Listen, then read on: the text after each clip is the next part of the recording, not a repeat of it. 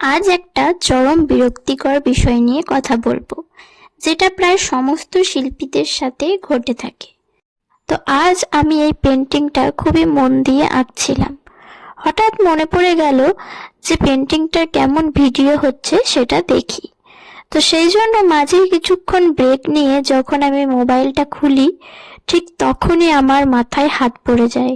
হ্যাঁ, ঠিকই ধরেছেন, আমি আমার ক্যামেরাটা অন করতেই ভুলে গেছি। তো এটা খুবই মন খারাপের একটা বিষয়, কিন্তু এটা আমার সাথে আগেও অনেকবার ঘটেছে।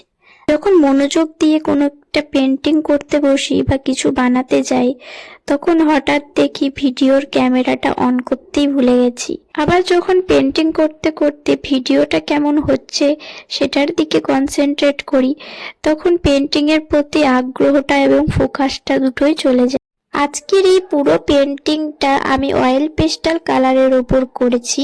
তো তোমরা দেখে অবশ্যই জানিও এটা কেমন হয়েছে।